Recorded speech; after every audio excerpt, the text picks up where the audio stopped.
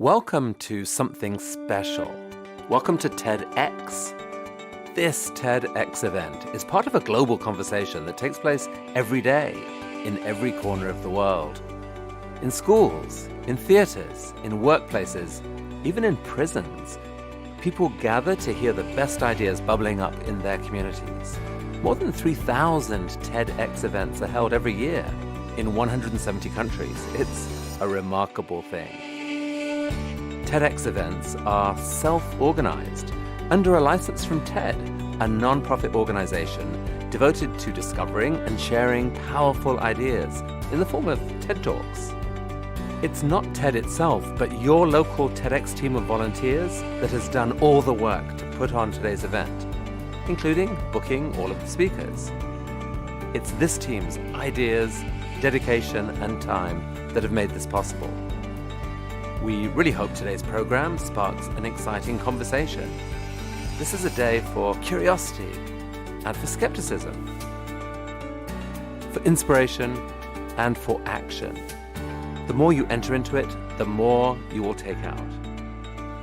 And now, on with the show.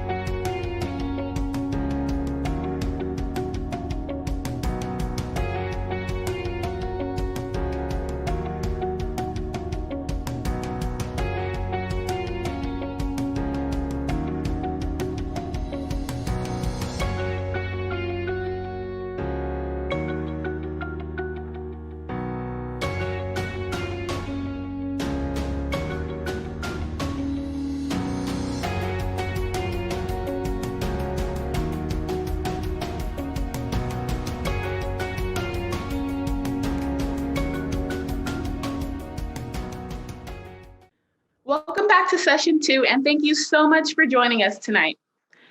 If you missed last week, don't worry, you'll be able to watch the published videos online in about 2 weeks or so.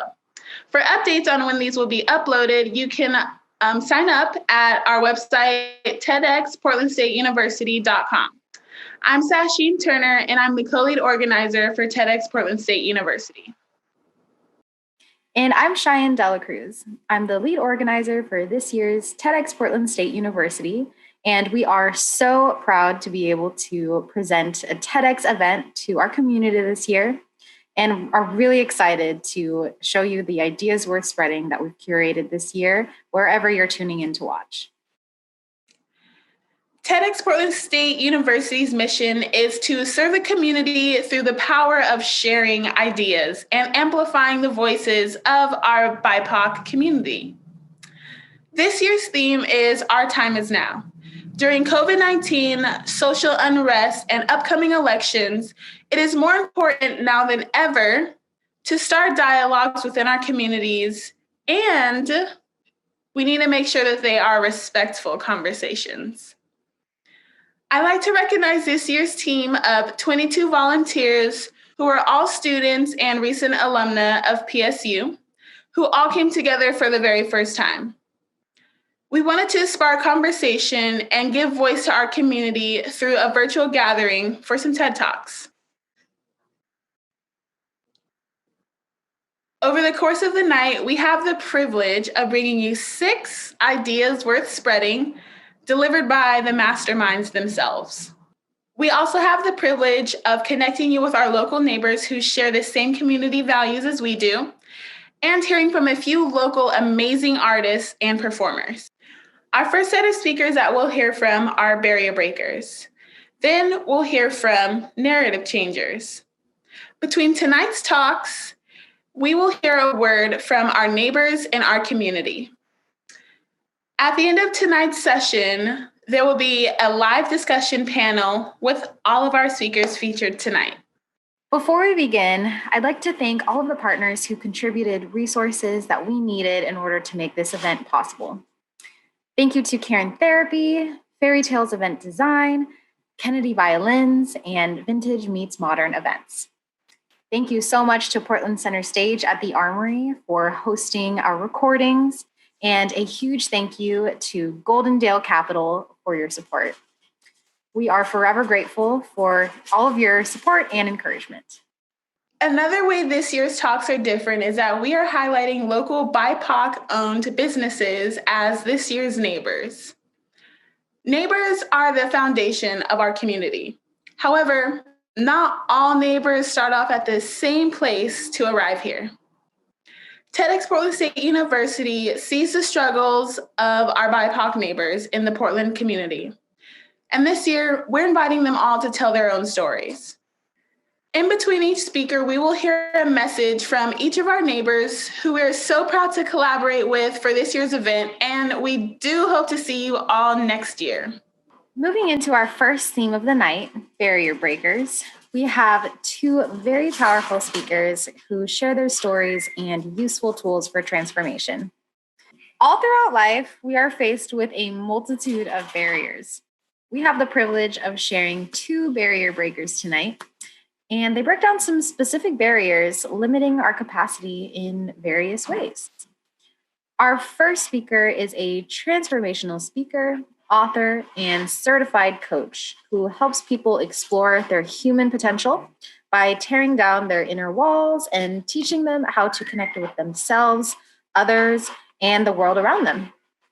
In addition to being a former global ambassador for Evolving Wisdom, she also has a Bachelor of Science degree from Purdue University and acquired professional certifications in transformational coaching and leadership from Feminine Power. Believing in the deep capacity within each of us that allows us to step into flow, she looks forward to sharing this with you tonight, and we are so happy to share her message with you. Please welcome our first speaker of the night, Diana Hankin.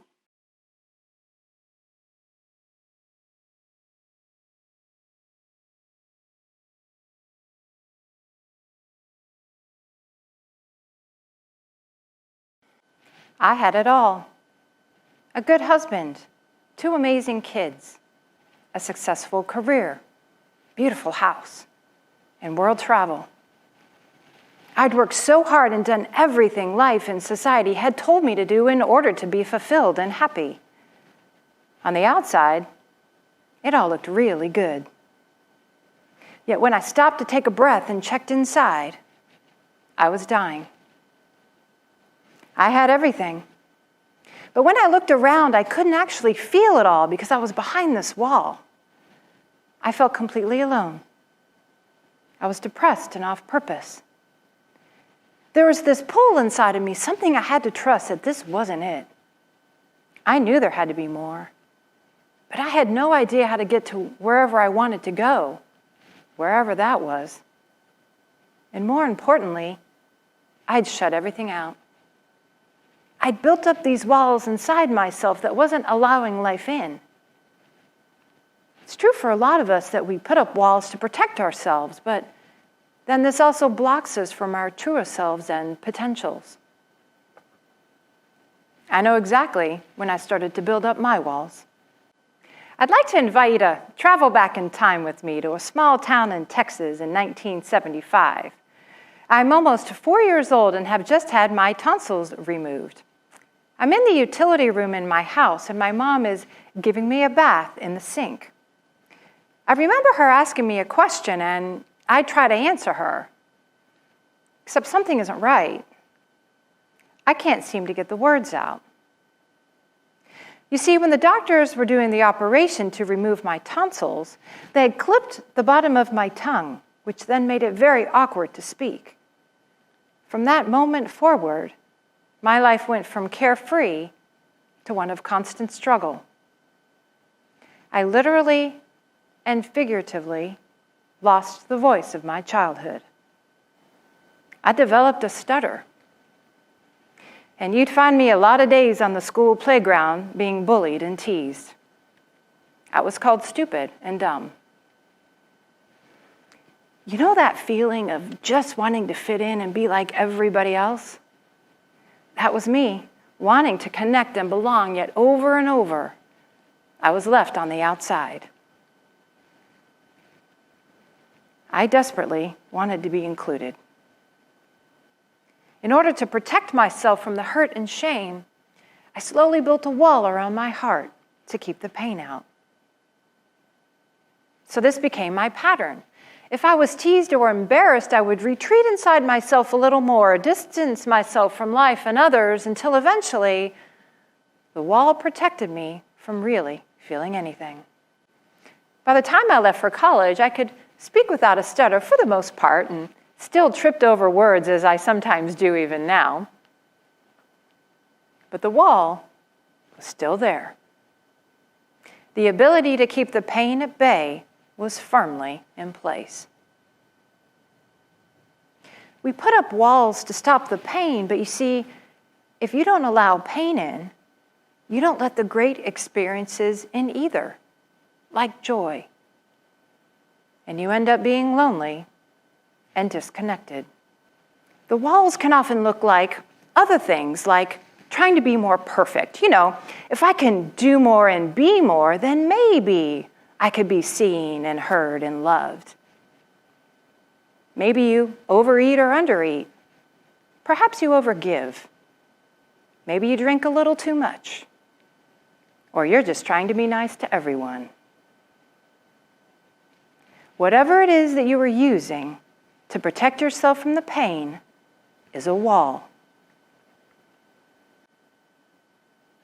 I was in this cycle of wanting to connect, but couldn't. So I tried to do better, be more perfect, but that wasn't the answer either. So I retreated more and more inside myself. I was moving through life all in my head, and I was completely shut off from what my heart and soul truly desired. So the universe decided to give me opportunities for my growth. Have you had these experiences too?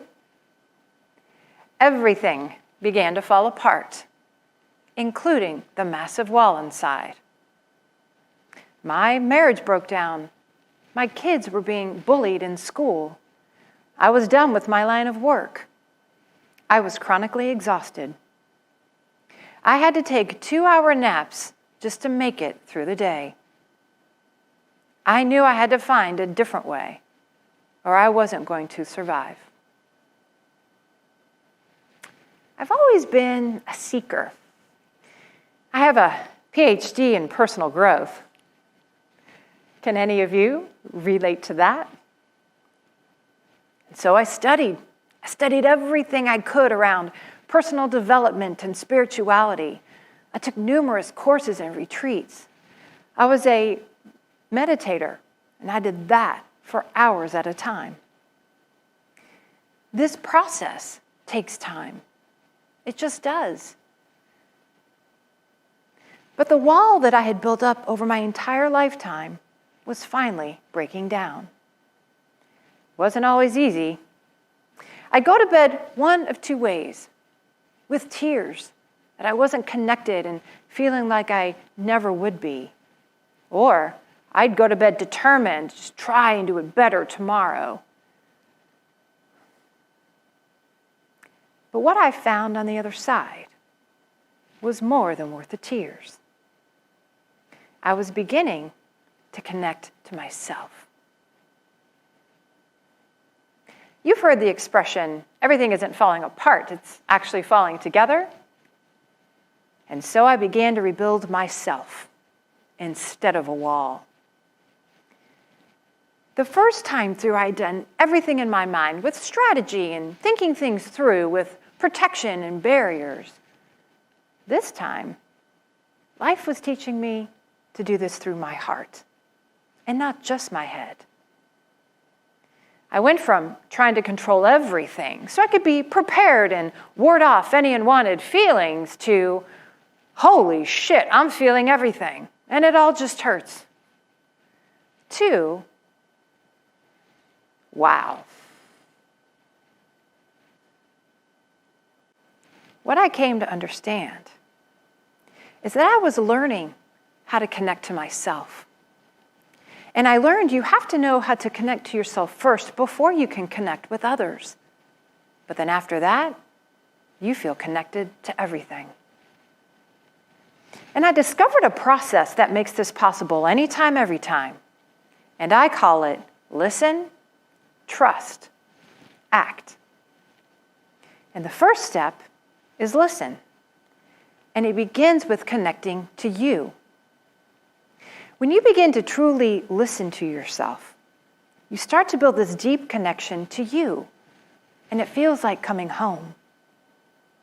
By learning to come back into your heart, you find that thing we know as source, that place of true power, your power. I couldn't really define it as connection at the time, but each time I let myself get in tune with me, the deepest yearnings of me, the wall inside broke apart a little more, and there was more space for me to come back home to. I was able to access more of myself and hear what I was intuiting. Intuition is one of the biggest assets we don't use enough of, but it's always speaking to us if we learn to listen. And the feeling of being alone started to go away. It was instead replaced with deep self-love for myself. Each time I allowed myself to go inward and feel, the pain would be replaced with connection and love. Layer after sad layer would be lifted, and joy would be left in its place. The poet Rumi says, "Be full of sorrow, that you may become hill of joy. Weep, that you may break into laughter." The second step I discovered is trust. So when the pieces of me started to come back together, I found that there's this greater energy of life supporting all of us. And it doesn't matter what you call it, spirit, universe, nature, goddess, God.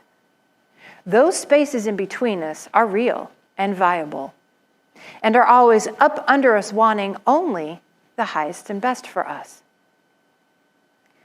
But I had to learn how to trust outside of my mind, at a level that was closer to my heart. What I would hear when I was listening did not always make logical sense to me. But this deeper knowing was asking me to trust what was coming through. One day it told me I was writing a book, so I trusted that. And I did write my book in 7 hours. The Destiny Path, being alone to coming home. And we always have a choice in these situations. I could have chosen not to cancel my appointments that day and not follow through what was being asked of me.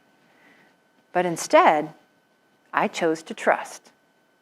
And in that, something magical came through. And the final step is act. Your outer world is not going to change if you don't take action steps to create something different in your life. Again, it's about connection and choosing to engage with life that's heart and not just head. I knew there had to be people out there who could deeply see and understand me. And when I began to build connection to myself without the wall, I then had the inner capacity to connect with others in a more vulnerable way. When you shift your inner experiences, your outer world starts to change. I now have connections with others that are incredibly authentic, and at a depth level I knew was possible. I now know how to ask and receive support, and I can offer it as well without overgiving or trying to do it perfectly. You learn to act in a way that's in alignment with what you truly desire. But it's a choice, and it's a practice. And in my action, I shifted careers, and I'm now on purpose with my life and no longer go to bed with 2 not-so-good options. I now go to bed in a tremendous amount of gratitude, love in my heart, and a freedom I never knew could have existed before. It is possible to live in a state of wonder and grace with the flow of life. We are all meant to live in connection to ourselves and with each other. This is how we are designed before we start building up the walls that stops everything from flowing.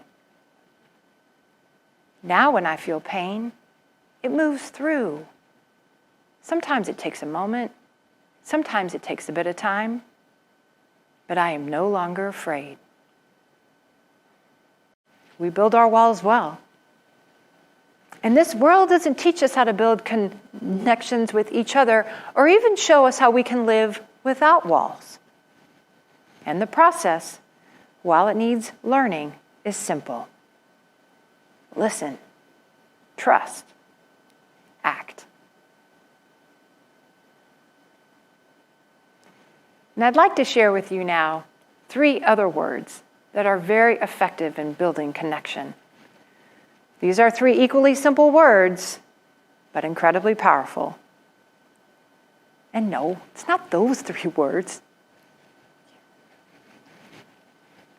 Now, these 3 words are, I see you.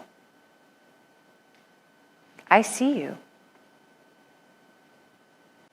You can say this to your loved ones, either in person or through a screen. How do you think this would affect the homeless person that you pass on the street and maybe sometimes ignore? What if you said to them in your mind, or even out loud, I see you? It changes worlds, and it creates incredible connection. You can say this to yourself in the mirror. A life without walls, without your inner barriers, allows you to create the outer life you want. And not the one that society says that you should have, but the one that's unique and designed especially for you in ways you cannot even imagine. But wait. Maybe just imagine it. Because it's yours to have if you so choose. I see you. Listen, trust, and act. Thank you.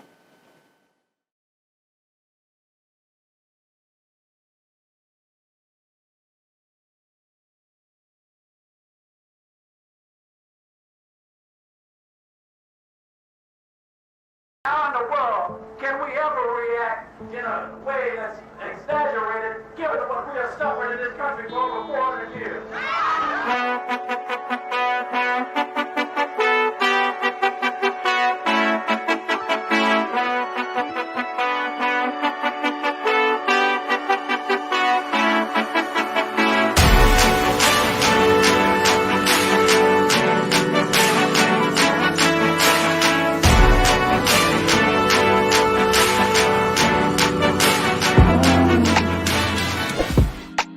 Hi, I'm Dr. L.M. Alayo Foster, CEO of the Black United Fund of Oregon.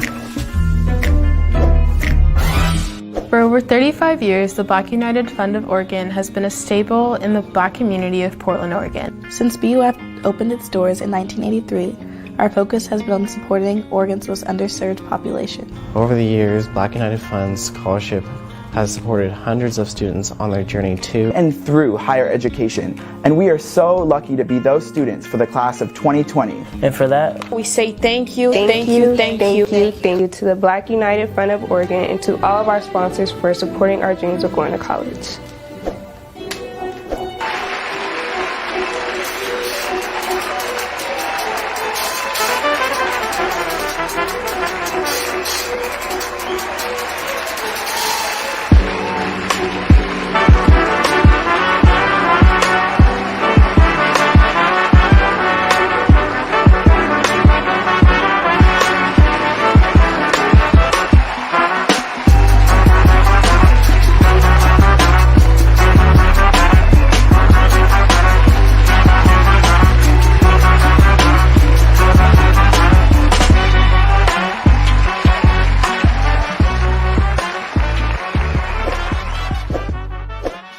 On behalf of the board, staff, community, and myself, I would like to extend our graduating class of 2020 the heartiest congratulations.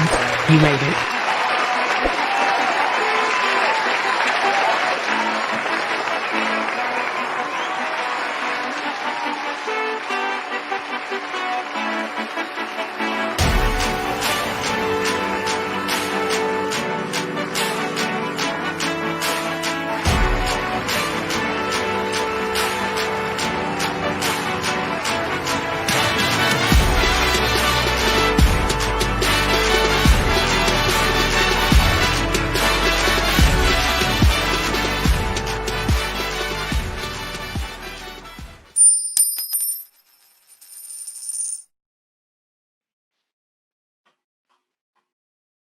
Thank you so much, Diana, for that amazing talk. What a way to start out our night. And thank you to Black United Fund of Oregon. Your presence in our community is so vital and life-changing. We're so grateful to have you as our neighbor. Our next barrier breaker has also been through a great journey. In 2001, when the World Trade Center towers fell, she decided to study other cultures and societies so that she could learn about global peace building. Studying abroad in both Japan and Egypt, she received her undergraduate degree in international relations from the University of the Pacific.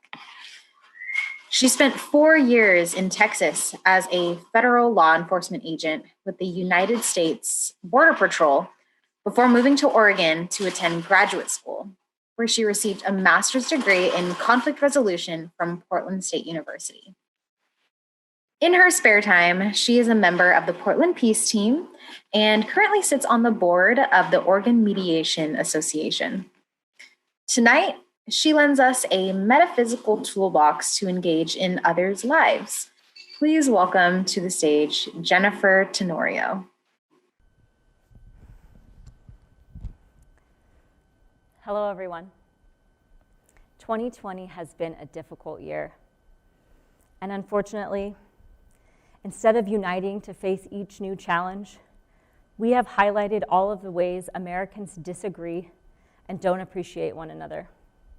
This year, hundreds of thousands of people have poured into the streets asking for police reform. But of those peaceful thousands, there are some who have left damage in their wake. And across the aisle, others have taken up arms in response. We have become so divided that we're willing to take even more lives. That's not who we are, America. But I have hope and a faith in human connection that has brought me here today. I have come to speak to you, as many before me have, about our shared humanity and the idea of intervening in someone else's story to help them find peace. You can be someone who reacts to the things that happen around you and the people they happen to. I'm a former law enforcement officer. I was a Border Patrol agent in Texas, and I owe a lot of my self-confidence, fearlessness, and my desire to help others to my experience as an agent. I respect and appreciate those who choose to serve their communities and uphold the law, particularly those who take humanity and equality with them in the process. But I know our law enforcement is not meeting the needs of our communities right now, and has at times even failed them entirely. So what can we do? Well, the road is long, but to start, I believe, we can engage with each other more frequently in those small moments of need. We can show up with our words and our actions to check on each other, ensure safety, and give support. We need more people who are willing to acknowledge the things that are happening around them every day and bring humanity back to the forefront. This is a challenge to accept what intervention can look like for you using tools you already have. So to help you with that, I've brought with me some tangible metaphysical tools to share with you all. But before I do, I want to acknowledge that the people of this great city have a collective trauma associated with bystander intervention. The double murder of 2 men and serious injury of a third, who stood up to interrupt hate speech in 2017, sparked outrage and fear. This shared trauma might make intervention more difficult for Portlanders. And as I share my stories today, I honor this loss. So, let me tell you a story of my own. I have 2 dogs. On one of our evening walks not too long ago, we heard a man yelling in anger at another man. It was near a houseless encampment, so I said to the puppies, "Let's walk over and see if we can help." Upon approaching, there was a man standing there holding a piece of metal piping and shouting, "That guy stole my stuff. He stole my stuff." The other man was actually walking away at this point. He appeared upset but was no longer engaging. My assumption was this man with the pipe was willing to pursue him in order to continue the conversation. I said, "That sucks. I'm really sorry your stuff was stolen." He said, "That guy stole my stuff. He stole my stuff and he threw it away." I said, "I believe you, and I'm really sorry that happened to you." He continued to yell at his assailant and shook the pipe in the air. I said, "Look, I'm worried that the cops might have been called because you were standing here yelling at each other, and they're going to show up and see you holding this pipe. I'm worried that they could see it as a weapon and arrest you. I don't want that to happen. I don't want anyone to get hurt." He looked me straight in the eyes and said, "That guy stole my stuff." And then he dropped the pipe. I asked if we could help any further, but he declined, already halfway across the street, walking in the other direction. The puppies and I returned home. It's possible that my intervention prevented the violence that could have occurred between these 2 men. Or maybe it prevented the arrest of one person who was just having a really bad day. And at the very least, it did show one person that someone was willing to listen. And you know what? There are others having even more important dialogues right now. At one of the Black Lives Matter protests I attended, as a small group of people began to vandalize City Hall, one young Black man said, "That's not why we're here tonight." A passionate conversation between several protesters took place about the inefficiencies of direct action. The same young man said, "If we want to defund the police, we have to begin to police ourselves better." Intervening and engaging in nonviolent dialogue such as this creates a space for others to do the same.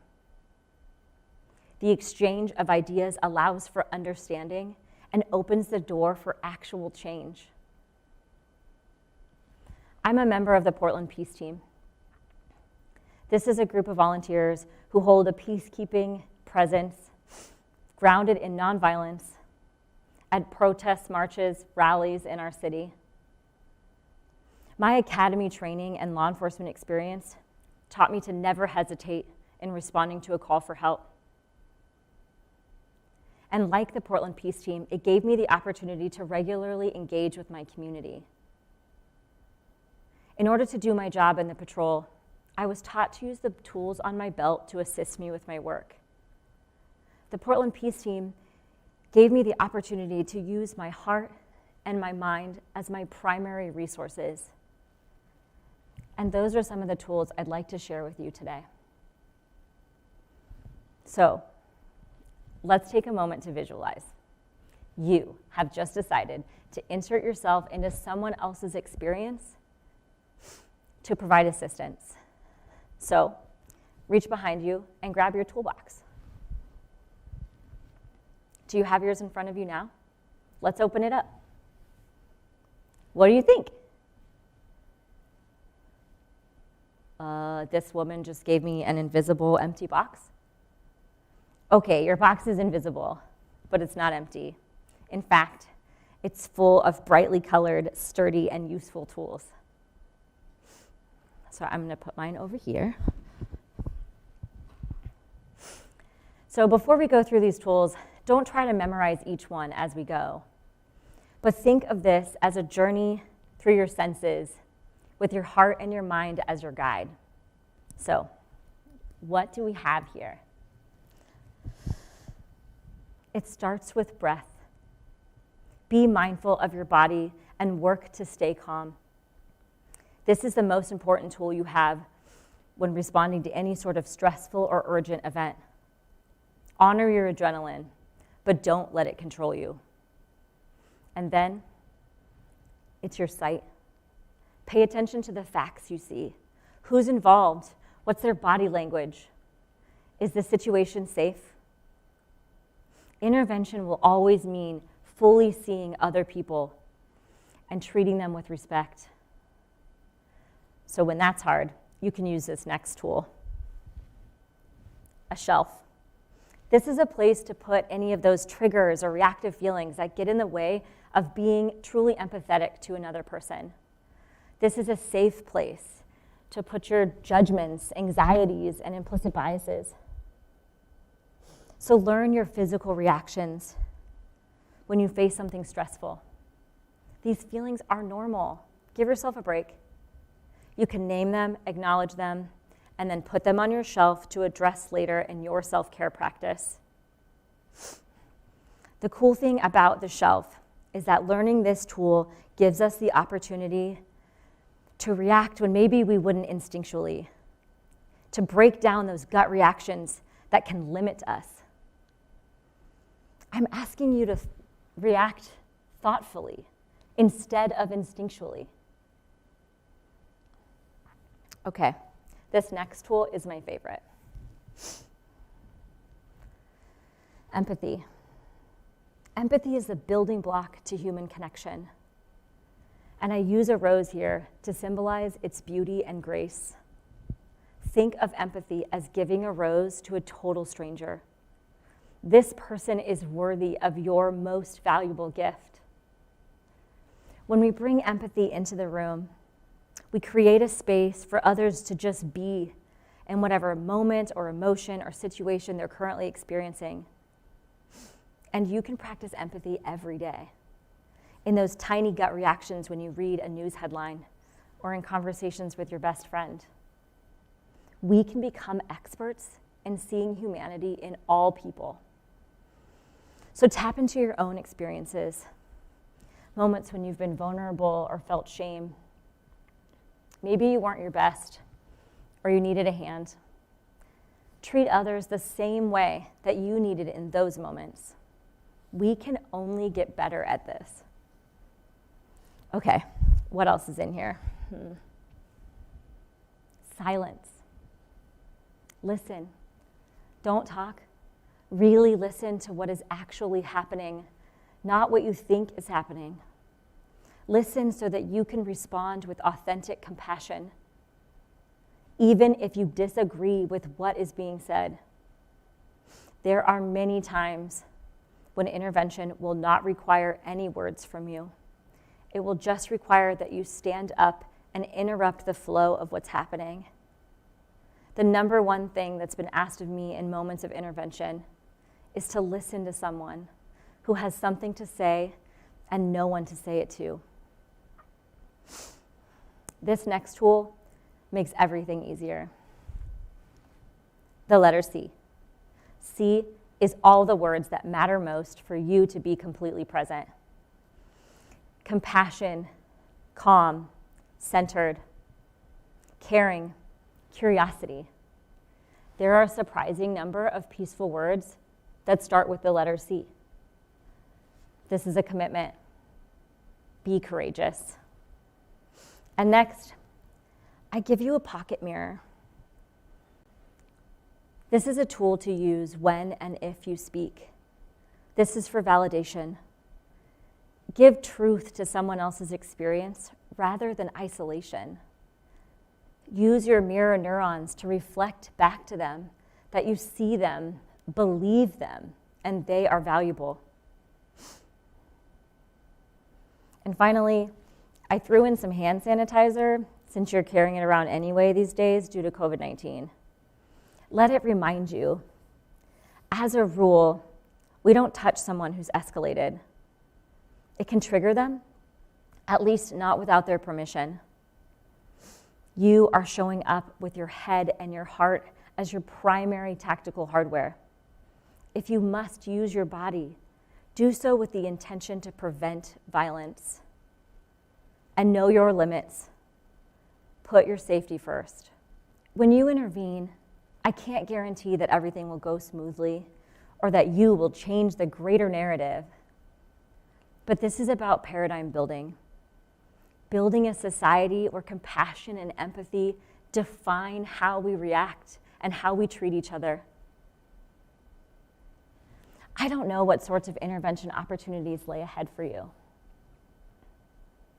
Maybe you'll get a goat unstuck from a fence. Or maybe you'll push someone in a wheelchair through an uphill crosswalk. Maybe it's a conversation about why Black lives matter. Maybe it's helping an intoxicated person who's sleeping on the sidewalk. Or staying with the driver of a car accident who's upset and not thinking clearly. And maybe it's using your privilege to stand in front of a counter-protester who's shouting, "She has a bomb," at a woman wearing a headscarf. These are some of my experiences. I encourage you to add tools to your box whenever you can, in the form of training, education, and practice. In order to do this work, we have to exercise these tools and break down our current gut reactions that tell us not to get involved. And the ripple effect is a community, an America, filled with people who are genuinely looking out for one another. I'm asking you to be a first responder in the smallest of ways, in your own communities, families, careers, and neighborhoods. I'm asking you to take this box with you everywhere you go and keep your compassion and empathy always at the ready. I'm asking you to give a rose to anyone who needs one. Thank you for your time.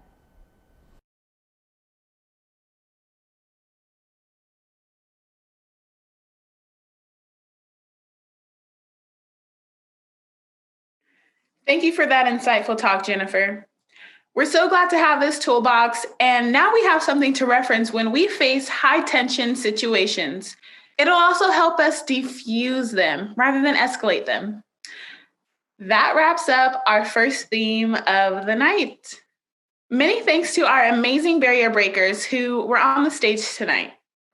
We are incredibly grateful to share your voices and your ideas worth spreading. And honestly, again, thank you for all that you do. Before we move on to our next session, we will have a short intermission featuring tonight's musical guests, and then we'll join back in our main session with narrative changers. Please give a warm welcome to our musical guests, Let Joe. Turn up your speakers, refill your snacks, and vibe out with us. See you in about 15 minutes.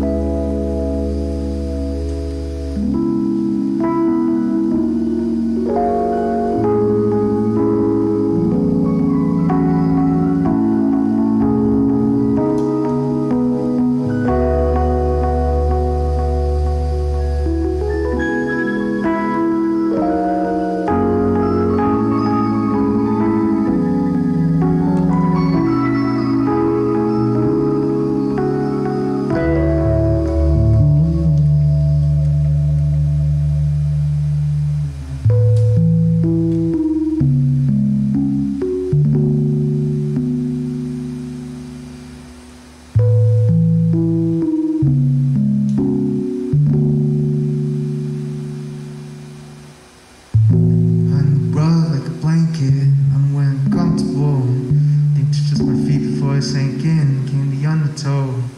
Sweet the messing of company, then forget it. Get so bright under me, gets fluorescent. Tell me, how you supposed to hide a sunbeam? Only got so much space under me. Used to wanna fly away, now I just slide underneath. I know you see me, but won't say it. You won't say it, you won't say it. I can sit so pretty in my mess before it shows out. Yes, it's pretty full now. Too much oats to make it 4 hours. My own house don't know. Feel like won't. Now I can sit so pretty in my mess before it shows out. Yes, it's pretty full now. Too much oats to make it 4 hours. My own house don't know. Feel like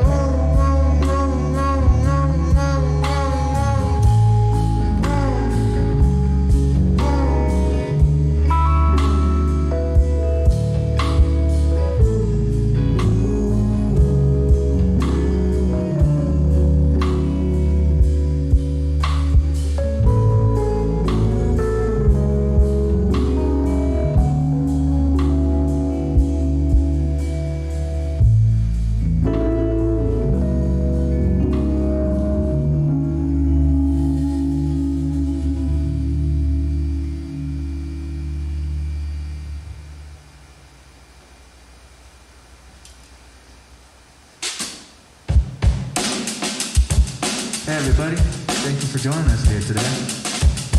Today, we'll be joined by Zach on the guitar, Andres on the drums, got Toby on the bass, and got Santi on the keys. And I'm yours truly, Rajo, and this is off of my EP from this year, Dungeon. That was the first half of Sunday. We got a few more tracks for you guys today, and I hope you guys enjoy it. And we'll get right to it.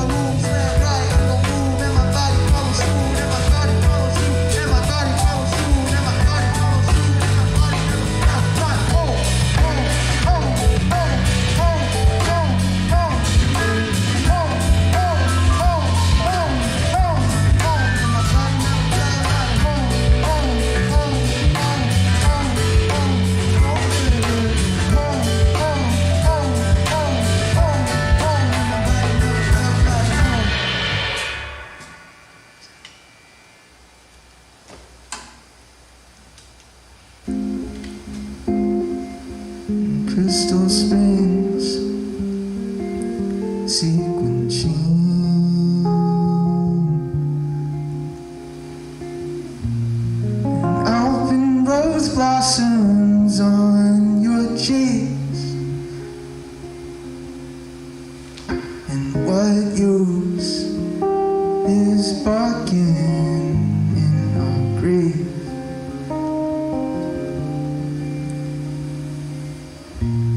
We can lay in this garden and never leave.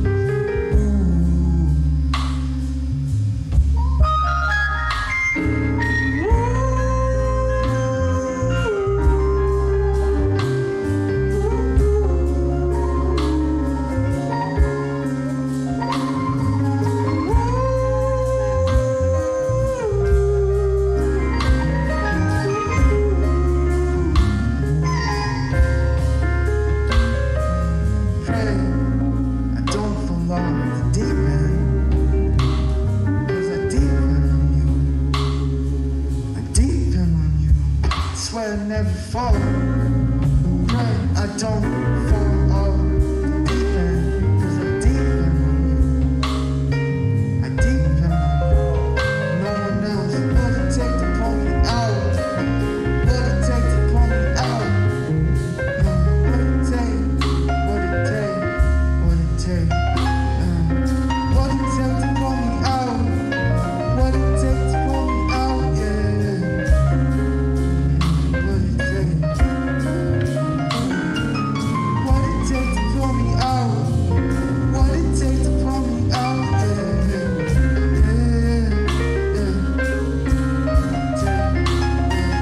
Would it take to pull me out? Would it take to pull me out?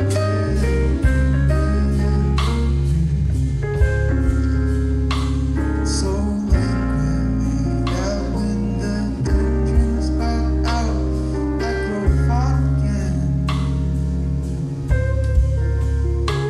So angry that when the dreams pop out, I grow fond again. So angry that when the dreams pop out, I grow fond again.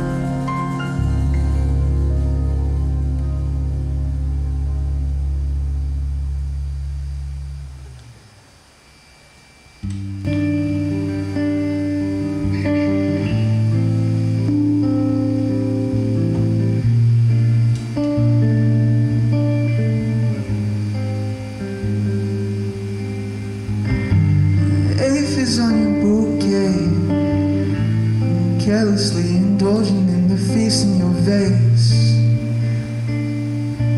in your vase.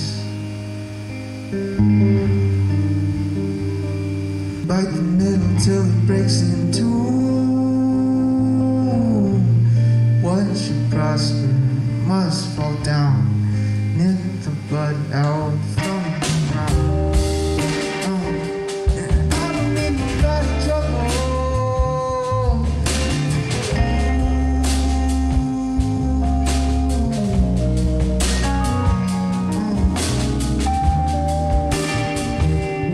I don't need nobody trouble.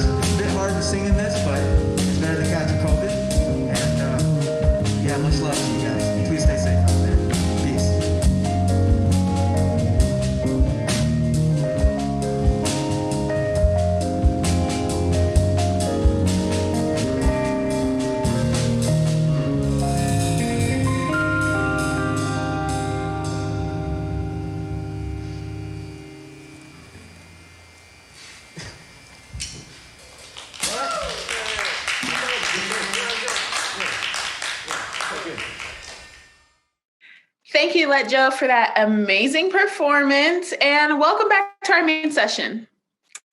Our next and final theme is narrative changers. Each one of these speakers have identified ways we can change our narrative, whether it's our internal narrative or the narrative we create within our community. Our first narrative changer digs deep into how facing our fears can liberate us and unlocks potential within ourselves. A teacher and a writer who is motivated by in-depth collaboration with others. She teaches from an awareness that the inner work of cultivating freedom and discernment allows for empowerment and effective outer work towards justice, equity, and sustainability. Please welcome our first narrative changer of the night, Jane Carr.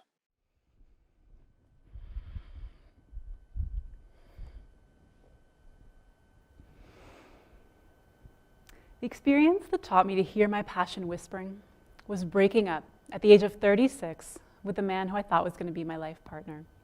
Sitting in a studio apartment with a bunch of cardboard boxes, I had to face a sobering reality. I had never learned to listen to myself. I couldn't hear my true desires and wants, and so I hadn't been able to bring my full self to the partnership. As I sat with this, I realized that at the root of my inability to hear my authentic inner voices was my sense that I was cut off from my passion. I don't mean passion as something explosive and fiery or extreme. I mean the steady, gentle burn for purpose and meaning. I had always been able to vaguely feel my passion knocking around in me somewhere, but whenever I tried to look straight at it, it was as if all I could see was a gray curtain. I needed to figure out how to draw that curtain aside so I could talk to my passion, because I really needed to build my life around it. During my time in that studio, I found two effective practices that let me do this. The first one was to steadily draw back the curtain. The second was to learn to recognize the sneaky ways my passion was escaping around the edges. Working steadily with these two approaches has gotten me to a very different relationship to my passion. It's not a perfect relationship, and working this way is not all easy. But being on the other side of what I've learned is distinctly a better place to be. Up till the breakup, I'd been looking for my passion externally by seeking the right context that would draw it out of me.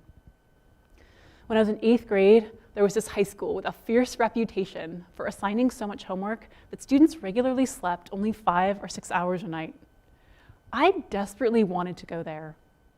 At the time, I felt like I was less social and more serious than I was supposed to be. So when I got in, I prepared myself to lose sleep and suck it up, because I was absolutely sure that in that context, my seriousness could blossom into passionate care and devotion. I got an excellent education at that school, but by the time I graduated, rather than having learned how to connect deeply to my intrinsic passion, I had learned to better meet the expectations that others had for me and to focus on grades and external rewards. On top of this, I had become really competitive and judgmental. I figured my passion might still be hiding, perhaps waiting for a context that would elicit more service and contribution. After college, I joined the Peace Corps. This was absolutely a rich and educational experience. But even after 2 years learning and serving in a pretty remote place, I still didn't have a strong relationship with my passion. I tried again and again with different public service jobs and activism. These experiences were tremendously valuable, but none of them had the result I was going for. Establishing direct contact with my passion took on a new level of urgency during the time after that big breakup. I knew that I needed to get this communication online if I ever wanted to have a different kind of partnership and life. As I sat on my futon and tried to talk to my passion, what I heard instead were two other very loud voices. Judgment and attachment to outcome were amazingly proactive in criticizing my passions, given my passions hadn't even uttered a word. Judgment would come in and say, that's not something that smart and successful people want. That's not feasible or practical. That's selfish. Or simply, in all its nuanced wisdom, judgment might just say, that's dumb. Attachment to outcome would come in and add, what does wanting that even mean? Where would that lead? Who would collaborate with you on that? Or failing is the worst case scenario and it would mean an end to everything. So here's what I learned to do. I chose to have the faith that passion really was sitting behind the curtains. I could sometimes feel it as a kind of physical wriggling that might be half nervousness, but with also half excitement. Then I began to gently peel back the curtains of judgment and attachment to outcome. I came to see that judgment was trying to assign value to my passions before someone else had a chance to knock them down. It wanted to minimize, marginalize, and dismiss. When judgment offered its input, I kept drawing it to the side, focusing on that subtle wriggle of excitement and trying to let that feeling of passion brighten. When you're doing this, keep drawing judgments to the side every time they come in. Be gracious but firm. Thank you for sharing. No. Attachment to outcome was the other loud voice. This is the voice that refuses to invest without knowing its effort will pay off. It hates stepping into the unknown, where passion will inevitably lead us. So tell it, thank you for sharing, but today I am just too curious about my passion to pay attention to you. With the voices of judgment and attachment to outcome consistently drawn to the side, my passion did begin to talk to me. It wanted things I had labeled as unreasonable and uncertain. It wanted to participate in collaborative, emergent projects, in teaching for freedom rather than for mastery of content, and in community-scaled healing. I learned that passion doesn't present as a job description. It's more like a type of engagement with a broad aim. For me, there was no reputable or established path that my passions wanted me to take. Passion was asking me to tolerate the unknown, have faith in people, and give value to the qualities and desires that my society actively devalues. This practice did give me more access to my passion on its own, but when I paired it with the second practice, I knew I had gotten to a very new place in relation to my passion and purpose. During this time, I also began to learn about sideways passion. I realized that my true desires had been present during my relationship, but I didn't recognize them because they were escaping like steam through the cracks in the curtains. This sideways passion shows up as judgment of others. Passion escapes this way when we don't feel we have a good opportunity to express it directly. I knew I would need to make a practice of catching my judgmental thoughts and mining them for the precious information they held about my true desires and passion. I developed 4 reflective questions to help me do this. 1, what am I labeling as wrong? 2, what value of mine is being violated? 3, why do I feel I can't act directly on that value? What am I afraid of? And 4, what needs to happen for me to start acting directly on the value? Here's an example of applying this in my career. One of my most fierce and regular judgmental tirades was against my fellow teachers who lectured rather than facilitating discussion. How dare they? Don't they know they're disempowering their students? Haven't they read a single educational theory from the last century? Clueless, entitled. So I took this tirade, which was much longer than what I just shared, and worked through the questions. First, I was labeling the lecturing teachers as wrong. I wasn't saying I disagreed with their style, I was saying they were wrong. Second, the value I felt was being violated was my value of collaboration. Third, the reason I felt I couldn't act directly on this value was because I was actually holding on to an old belief system that if you're a brilliant teacher, you lecture.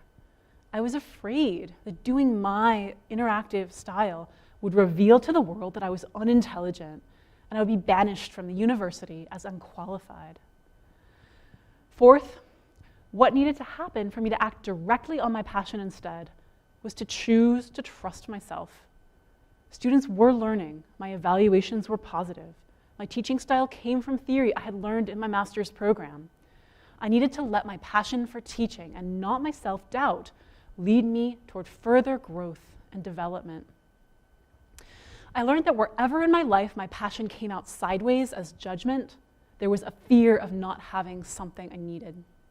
When my neighbor mows their lawn during work hours, I judge them harshly because I'm scared of not having quiet for my work, and ultimately, I'm afraid of failing in the work that I'm passionate about. When I judge people for wearing expensive branded workout attire, I'm afraid of being seen as less than, of not being attractive, and of being alone when I so value connection. Asking the 4 questions shows me my fears, and it guides me to consider how I need to redirect my passionate energy. Fear is not the end of the story. Putting energy toward what I want and value is. Judging isn't nice, but that knowledge has never gotten me to stop. Only real understanding of my judgments has helped me. I know that if I want full access to my passion, I need to do this inquiry practice to get underneath my judgment. These 2 practices are for individuals, and that's where it starts.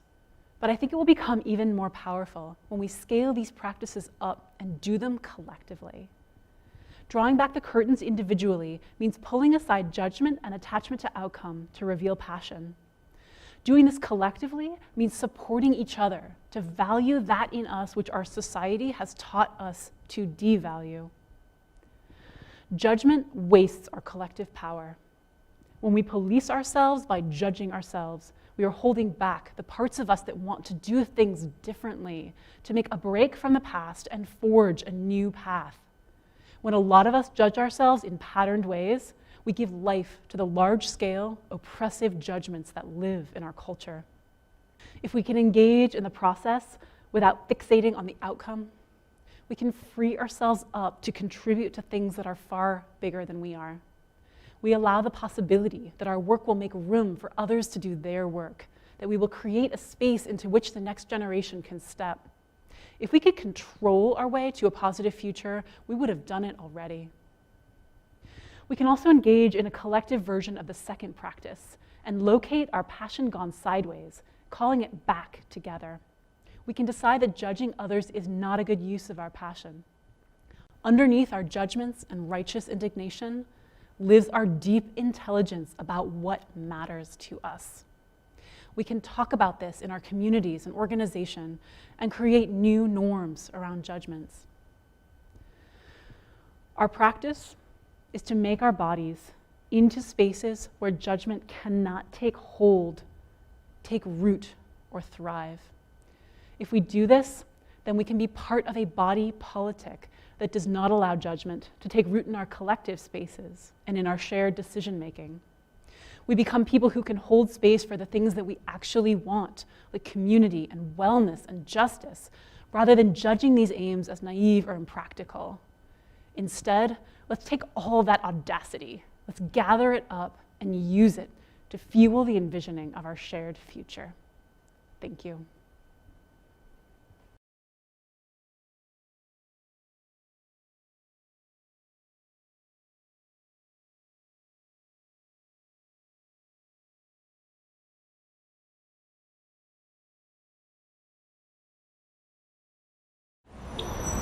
Everything in your business revolves around one thing: having a relationship with your customers. Without it, there's no growth, there's no sales, everything stops.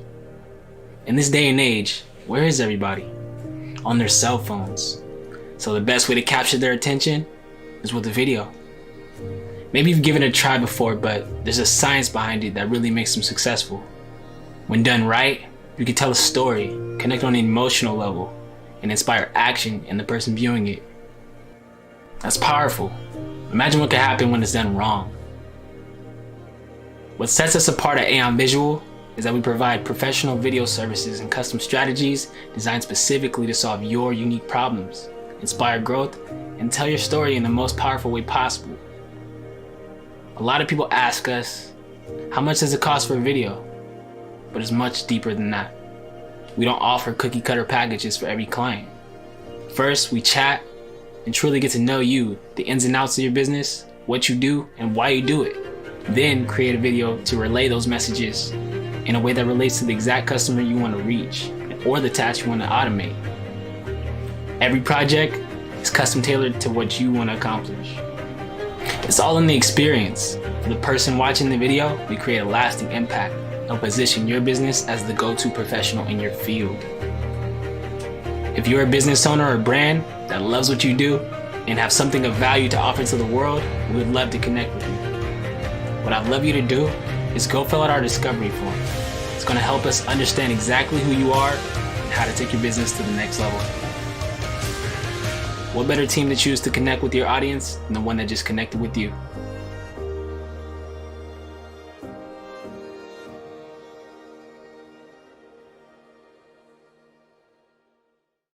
Thank you so much, Jane. Your talk brings much reflection, and we can't wait to see how your idea manifests in our community. And thank you to Aeon Visual. The connections you make throughout our community is so inspiring, and your lasting impact makes our world a better place. This next talk will highlight how allowing your creativity to flow can help you steer the future. An author and an activist, she has written about creative climate advocacy for the sun, Sierra, spirituality, and health, EcoWash, the Oregonian, and Common Dreams. She is also the co-founder and former creative director of 350 Eugene, with whom she designed and co-led youth-centered protests. Wow. Please welcome our next narrative changer, Mary DeMacher.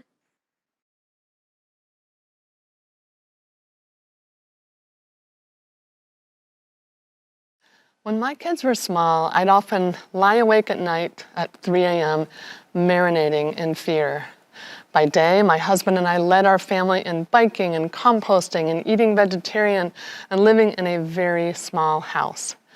We reduced, reused, recycled, and refused everything that we could to shrink our family's carbon footprint. But global temperatures kept rising. And even though scientists said we have to stop burning fossil fuels, the United States was in a frenzy of new coal, oil, and gas production. At night, I'd imagine my kids trapped on a future Earth that was a smoking wasteland like Mordor from Lord of the Rings. They were starving and miserable and ruled by orcs. I was miserable. I love my children more than anything. And like most parents, I would give a lung or take a bullet to keep them safe. But by 2007, I realized that our efforts were not making my kids any safer because they weren't shrinking industry's massive and growing carbon footprint. How could I protect my kids, all kids, from hellish scenarios? I wasn't rich or famous or even a scientist. I was a harp teacher.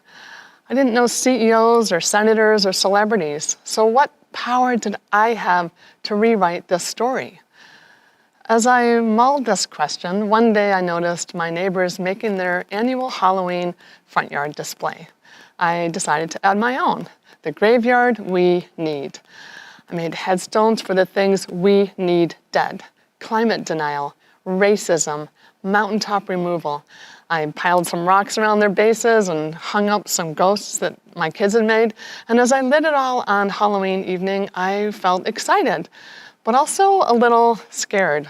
What if my kids feel really embarrassed and resent me? What if the neighbors stop loaning us cups of sugar? What if someone takes one of those rocks and heaves it through our front window? Instead, though, neighbors and trick-or-treaters said, "Hey, cool graveyard." And I felt better speaking out instead of just freaking out. So over the next few years, I made 14 more installations that became more and more interactive. Each was a form of storytelling, of restoring the future, which to me means to restore the world and tell a new story about what's possible in it. Today, I propose that any of us can harness our creativity and sense of humor to restory our future on the earth. Right now, most of us are telling the wrong stories about the future and at the worst time imaginable. Scientists say we have only until 2030 at the latest to slash carbon emissions nearly in half, or face irreversible climate tipping points. 2030, that's just a few years from now. But they also say we have all the technology and resources to do it in time. We need to change all of the systems that feed and shelter and transport us.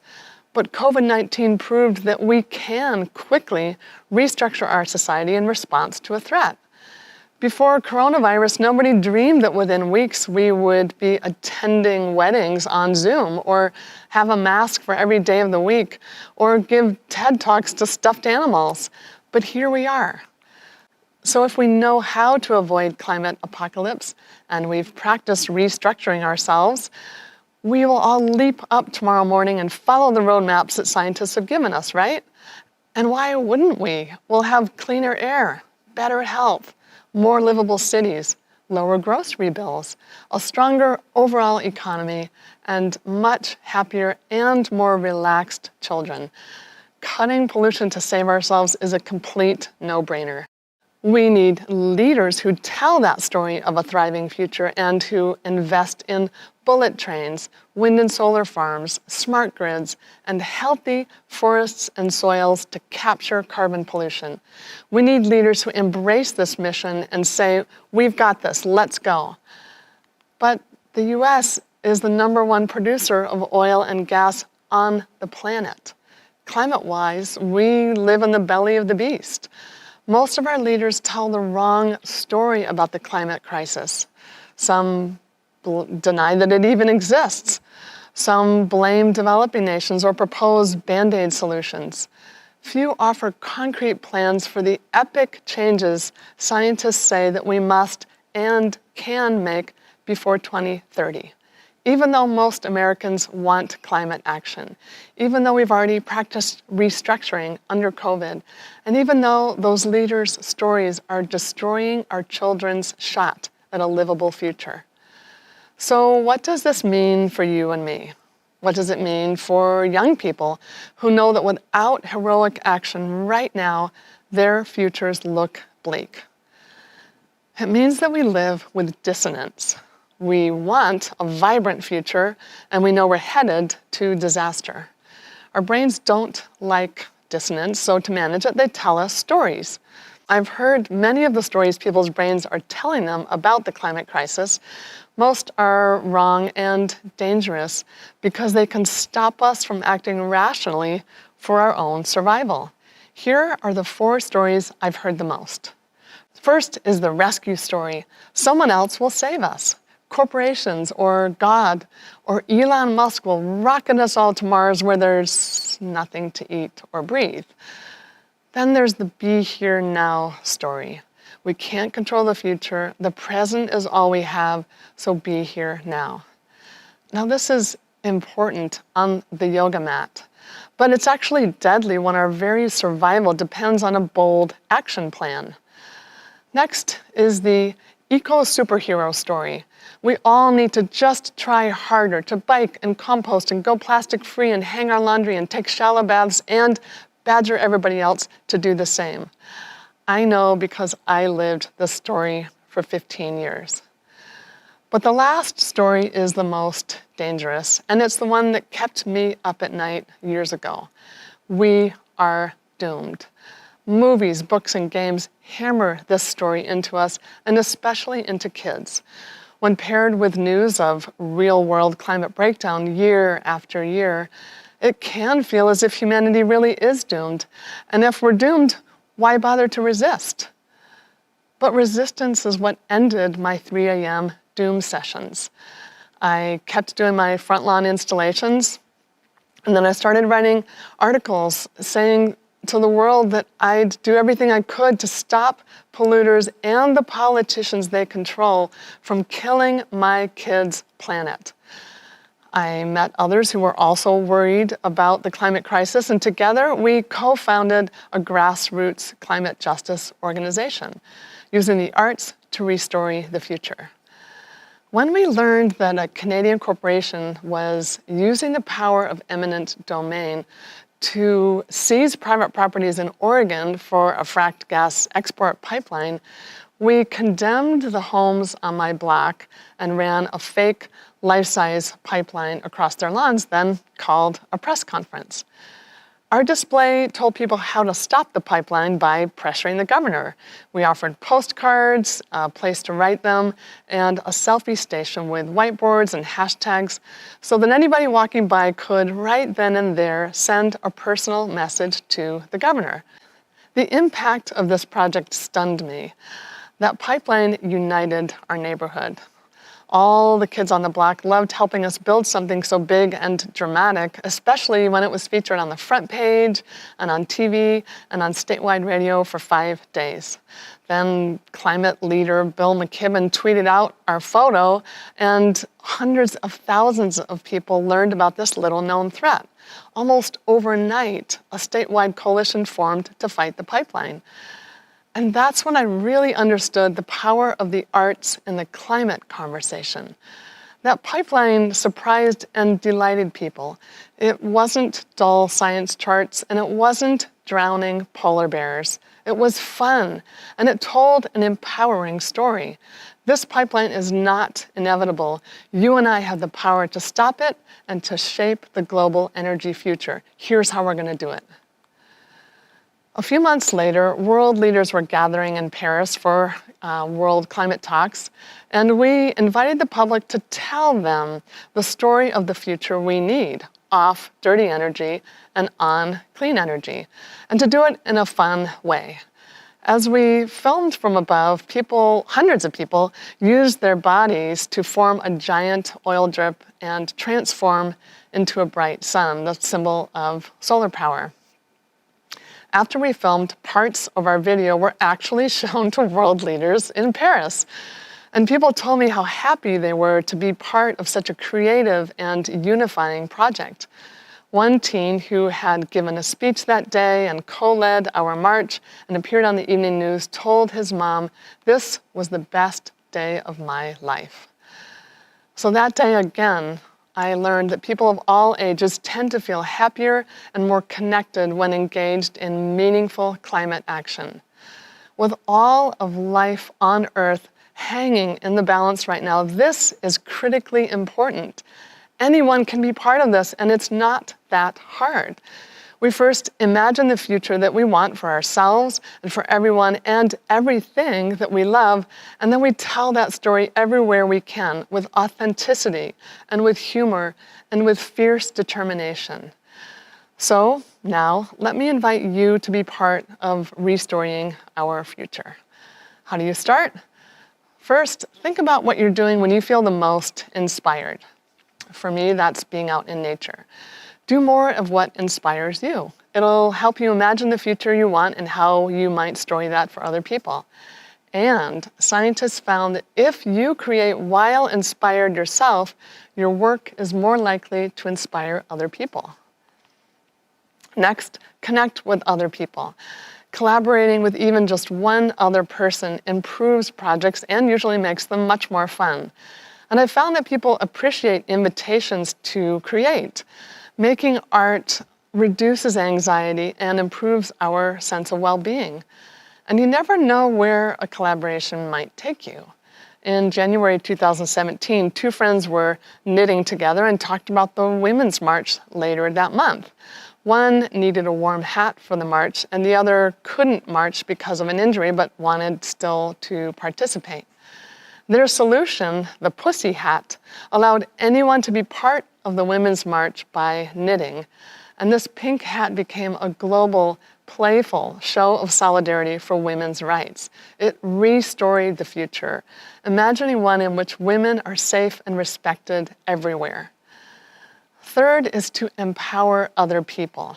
Our pipeline showed a neighborhood condemned and overrun by a huge pipeline. And that's pretty negative imagery, right? But the key was the restoring part. We told people how to prevent this scenario by demanding that our governor lead us into the clean energy future. So give your audience one easy thing that they can do. Last is to just start. I am not suggesting that you take over your neighborhood with a pipeline. My first project was only requiring cardboard and Sharpies and a couple of ghosts. Find your small stage. They're everywhere. Every interface between your public world and your private world is a potential space for restoring our future. For example, you might want to paint a banner for your bike or your balcony. Maybe you'd like to paint rocks to leave around town, or commandeer an empty flagpole for your message. Or maybe you do an annual holiday letter, and this year you can share one thing you'd like to do in the coming year to restore the future and give people ways that they can help you. Maybe you'd like to sketch it out in comic book style. Or maybe you like making people laugh. You could make a funny video. Studies have shown that comedy about the climate crisis actually makes people feel more hopeful and more likely to take positive action. YouTube, Instagram, TikTok, and other platforms allow the potential for anyone to reach millions of viewers. But how many of those actually make us laugh and inspire us to fight for systemic changes? Yours could. And as the movements for justice grow, we are now seeing a renaissance of public art. Handmade signs in countless windows tell the story that society can and should be restructured around the idea that Black lives matter. Chalk drawings tell it from sidewalks, murals tell it from the sides of buildings, banners shout it from highway overpasses, and much of the mainstream establishment is finally beginning to embrace this idea. This is also happening with the climate. People all over the world, especially young people, are restoring our future, using art, using filmmaking and public theater, projections onto buildings, new anthems and games, giant puppets, and even climate cheerleading squads at football games. Millions of people worldwide are telling the same story. We can heal our world in time. Because stories work. Art moves us. Making art and telling stories nourishes our spirits, and we all need sustenance for the change-making work ahead of us. So, to review how to restore our future, starting right now. First, get inspired so you can imagine the future that you want and how you might tell that story. Then connect with others, empower each other, and just start. Imagine if we all use our small but significant spheres of influence to restore our future on Earth. Imagine if your story helps even one person feel less alone and more inspired to fight for the systemic changes scientists say we can still make. We need your story of a thriving future. We need your ideas about how to get there. What new story will you tell first?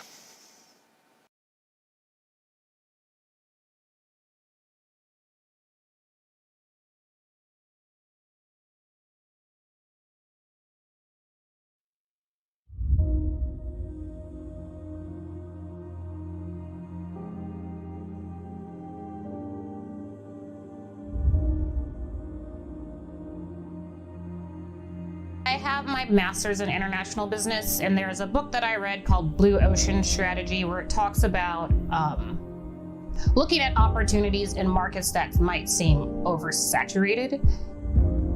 Go to, lots of pitch fests and stuff just to hear people's ideas. And then it kind of dawned on me that I've already been making something that's kind of in this saturated market, but that hasn't had any new variations in decades. My brother had passed away, and I just thought, you only live once, you might as well try it out and see what happens. My brother, he had epilepsy, and he just did a lot of cool stuff. I just, out of the spirit of him, was like, what am I waiting around for? Try it, and if people like it, then you'll know, and if people don't, then you know that you tried and it didn't work out. So my car for $800, bought a super nice dehydrator, bought a bunch of ingredients, and just started playing around with flavors. I grew up here in the Pacific Northwest, and I spent my entire childhood in the woods and fishing and being on the coast. And so it's I wanted to bring those experiences into some type of flavor package. The idea behind Nomad, and like especially the way we like name the flavors, you know, it's like a place that you've been. You've been in a meadow. You kind of see the colors and the smells. You taste this and you kind of feel like you're displaced into some other like beautiful natural environment.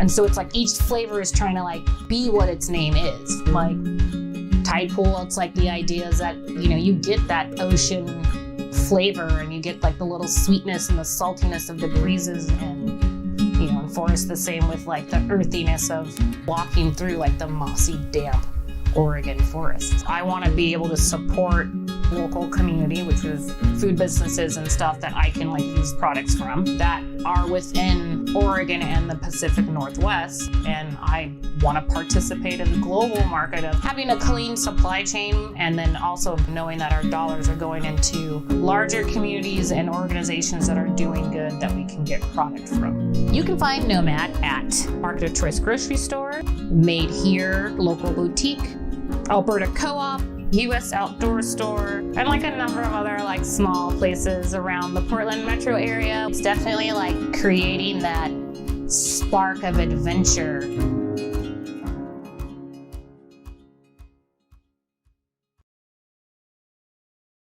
Thank you so much, Mary, for sharing your insight from your life journey and projects. We can't wait to see how people's creativity brings about positive change for this beautiful earth of ours. And thank you to our neighbor, Nomad Mix. Your mission to bring our community healthy snacks while protecting our natural environment is so necessary, and we can't wait to order some tasty snacks. Our next speaker is a daughter to survivors of the Nazi Holocaust. For over 40 years, she's been a writer, educator, socio-political theorist, and spoken word artist.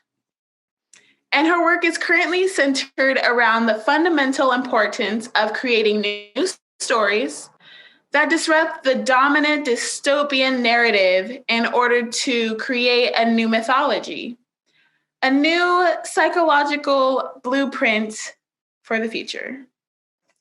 Please welcome our next narrative changer, Felicity Artemis. Who would have thought that 200,000 years of human evolution would lead us here to the dystopian era? I mean, dystopia used to mean fictional stories about the future where everything is just bad, where humans and nature are subjugated and controlled by a cruel and heartless authoritarian state. Well, dystopia has moved from the realm of fiction into our current reality as we witness the convergence of the worldwide climate crisis and the pandemic disease, the rise in global authoritarianism and our surrender to being under constant surveillance, next-level Jim Crow mass incarceration and militarized policing, not to mention the normalization of children in cages and human sex trafficking. I'd say this is it. We're living in the dystopia. So now the question is, how do we get ourselves out of here? How do we shift our story in a different direction? Fortunately, there are many brilliant people, organizations, and movements all over the world working to bring this shift on many levels. But what appears to be missing is a unified strategy to derail the dystopian narrative that has seized and colonized our imagination. Because dystopian storytelling has dominated the world of science fiction books, TV, movies, and video games for generations, I see a connection between the widespread popularity of dystopian science fiction and the actual dystopias being experienced now on Earth. In fact, the constant barrage of high-tech, sensationalized dystopian entertainment is so popular and pervasive, our imaginations are actually being constrained from being able to even consider a future other than dystopia. This is a problem because most everything that human beings create begins in the imagination.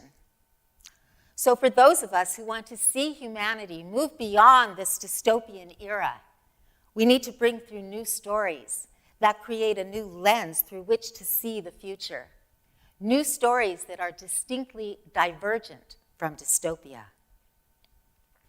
Dystopian stories are about societies that are based in supremacism. They dehumanize and punish anyone who is seen as other. They use various methods of mind control, including technology and surveillance. They reward blind obedience and punish dissent. They're callously cruel and violent with a systemic lack of empathy. Many dystopian stories foretell of a hellish Armageddon as humanity's ultimate destiny. And there are psychopaths at the helm. And all this is sold to us as entertainment. Although some dystopian stories are meant to be cautionary, they usually don't offer an alternative vision, and that is what's missing. The human brain biologically processes imagined experiences the same as real experiences, and that is the power of storytelling. It's known in the world of neuroscience that stories affect how our brains function.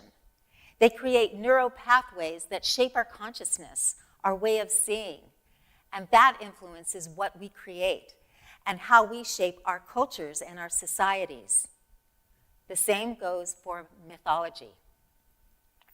In fact, our modern-day dystopian stories are a continuation of those crusty old myths of the ancient world, those that use violence and cruelty to tell their stories, that proclaim that the end of the world is inevitable because human nature is inherently evil, and that male is superior to female, and that humans are separate from nature and meant to dominate the natural world. These ancient religious mythologies have repeated through the generations, deeply imprinting themselves in the collective psyche. Their psychological influence is continuing in the onslaught of contemporary dystopian storytelling. The dystopian narrative that dominates the world of science fiction entertainment is in keeping with the narrative of the dominant culture.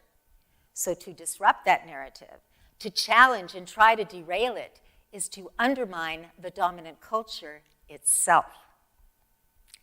And it means trying to change the public's taste in entertainment. Now that is a tall order. Can it be done? I don't know the answer, but I do know that alternative visions of the future are urgently needed because real dystopia exists in the present, and it's the only story we have, and we need a new one. My background as a daughter of survivors of the Nazi Holocaust informs my awareness of the real past and present dystopias on Earth. I was raised with graphic details of the systematic torture and extermination of millions of people in pursuit of a perfect society. The Nazi Holocaust ended just 10 years before I was born, and so it's fresh in my awareness. And this legacy has set me on a lifelong path to help figure out the formula that will dismantle supremacism and create a new blueprint for our civilization. And I see that now is the time to incite a new futuristic storytelling strategy to derail the dystopian narrative. To succeed, we need to replace dystopia with something completely different, yet equally compelling and entertaining. We need new stories that will captivate and redirect the imagination of our culture. Most importantly, we need to conjure non-dystopian stories that will sell to the public. So what replaces dystopia? The first thing that usually comes to mind is the idea of utopia. But utopia is a faulty concept. First of all, the idea of a perfect world has no entertainment value. It just doesn't sell. And besides, a perfect society requires conformity and control. So most attempts at utopian storytelling devolve into dystopia in the end. So what would a non-dystopian science fiction story look like? As an example, here's one of my stories. Let me tell you about Max. Max is a 35-year-old award-winning screenwriter who just won an Oscar for his uniquely intelligent and hilarious romantic comedy. But Max has mixed feelings about his success because all his life, Max has been an extreme idealist, and he's dreamt of writing the first successful utopian screenplay, an idea for which he receives zero support from the people in his life. His agent and best friend, Marcus, has told him time and time again that utopia does not sell. And if Max did not stop wasting his momentum on this utopia nonsense, he would ruin his career forever. Well, one night, Max is sitting at a bar doing shots and downloading to the bartender his sad story of his unfulfilled dream, when suddenly, out of the shadows emerges a mesmerizing young woman named Anna. Anna sits on the bar stool next to Max and tells him that she's overheard his conversation and that she thinks his idea for a utopian screenplay is brilliant and that he's just the right person to do it. As Max leans into Anna's hauntingly deep brown eyes, she hops off the bar stool and trots out the door. Max, staggering drunk, follows her outside. Anna playfully entices him to chase her, a chase that leads them to a steep ravine overlooking a river. Max looks down in awe at the ferocity of the rushing river, and as he turns to Anna, she's taken off her clothes and looking at Max daringly. Max looks down again at the wild water beneath, shaking his head. Just then Anna steps out and dives right in. Max instinctually dives in to save her and is instantly transported through a wormhole into another time, in another world beyond his wildest imagination. Anna has brought Max into the year 2050, when the world has transitioned to an entirely new era, which they call the empathic era, a time when empathy has become the universal ethos of humankind. So this is utopia, right? Says Max. Anna assures him that it's not utopia, that doesn't exist, but that this is the world recovering from the dystopian era, a regenerative world that is cleaning up after the messes of the past. Anna shows Max how multi-generational trauma had played out to create the dystopias of the past, and how that damaged the human capacity for empathy, until the discovery of a mysterious substance known only as the empathy contagion became the ultimate tool for healing the human psyche. Over time, as people became adept at empathy, it became a conduit to telepathy. Telepathy eventually replaced artificial intelligence and led to interspecies communication. Those that excelled at telepathy learned how to levitate and eventually to fly, and from there to travel through time. Anna was one of the most skilled time travelers. That's why she was sent to bring Max into the future. Anna tells Max that he's been chosen by the future to help her travel through time and spread the empathy contagion in order to mitigate the harm and make the post-dystopian cleanup more manageable. There were several methods by which to do this, which includes entering the dreams of certain influential people like politicians and scientists and injecting the empathy contagion into the emotional epicenters of their brains, their amygdala. Anna and Max have many amazing, dangerous, and fun adventures traveling through time and spreading the empathy contagion. They put it in people's bathwater, in their air conditioning systems, and even in their mocha lattes. It has the phenomenal effect of healing multi-generational trauma in multitudes of people, including certain well-known psychopaths. To complete their mission, Max and Anna help avert a full-scale nuclear war that would have destroyed all life on Earth. To celebrate their victory, Anna and Max make love, during which they levitate and enter interdimensional portals of ecstatic love and pleasure. In the morning, Max is surprised to wake up in his bed in his own apartment, and through his blurry eyes, he sees Anna rushing to get dressed. I just had the weirdest dream, says Max. Yeah, I know, right, says Anna. But I'm sorry, Max, I gotta go. I'm really late. It was so great being with you. I left my contact info on your dresser. And with a quick kiss, she bolts out the door. Max clumsily tries to follow her down the hall, but she appears to have dematerialized. Max returns to his room and picks up the card that Anna left on his dresser. On one side, it is written, "In spite of everything, I still believe that people are really good at heart." And on the other side is a photo of Anne Frank. Max comes to realize that Anna is Anne Frank, and that she had been rescued from the concentration camp through a wormhole into the future to become one of the menders of the human story.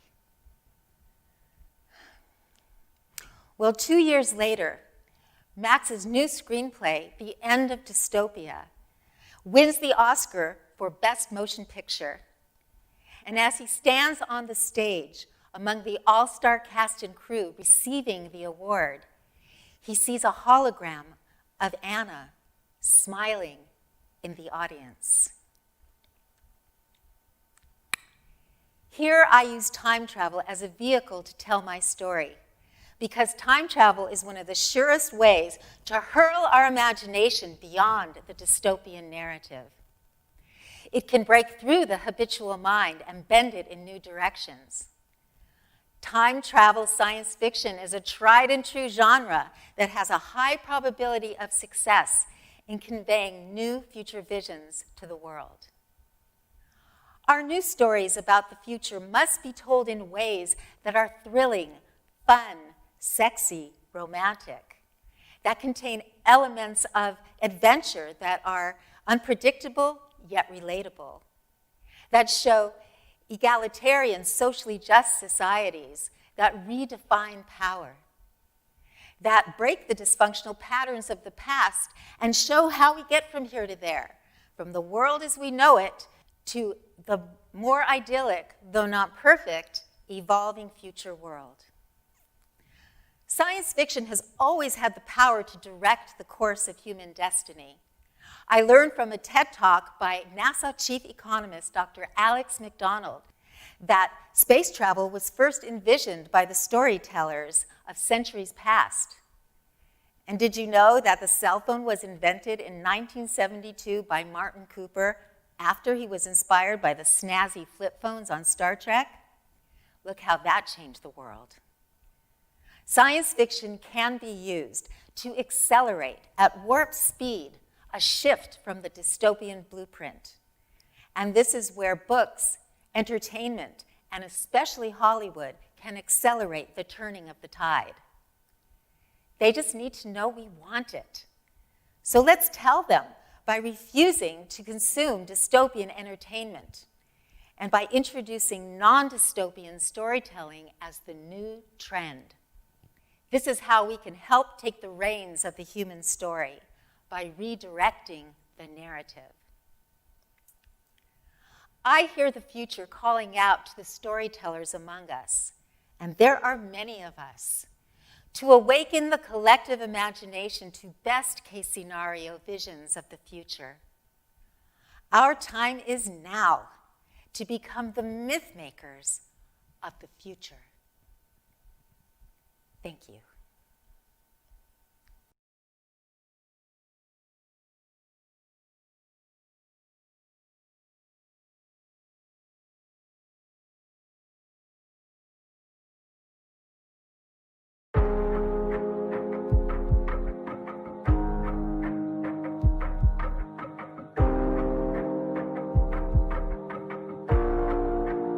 I'm Nisha Supahan from the Kaduk tribe, and I own Tattoo 34.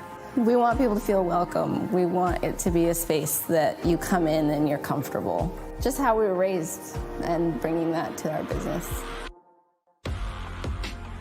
My name is Toby Linwood, and this is Tattoo 34. So I started tattooing about 8 years ago in Vallejo, California. Moved around from a few different shops. I started working on Hawthorne here at Hawthorne Inc. And then the owners wanted to get out of the business. They said they were selling. They offered any of the artists in the shop to buy it first. Here in Hawthorne, I thought was one of the perfect locations in Portland. So my wife and I decided to take over and attempt to buy it. Native people, a Native couple who have come from different communities to be doing this thing here, it does feel like we have a responsibility to give back to our community and the Native community in Portland. Within our culture is to elevate our people and to give back more than we take. Something else that my wife and I strive to do here is build something that is also giving back to our community.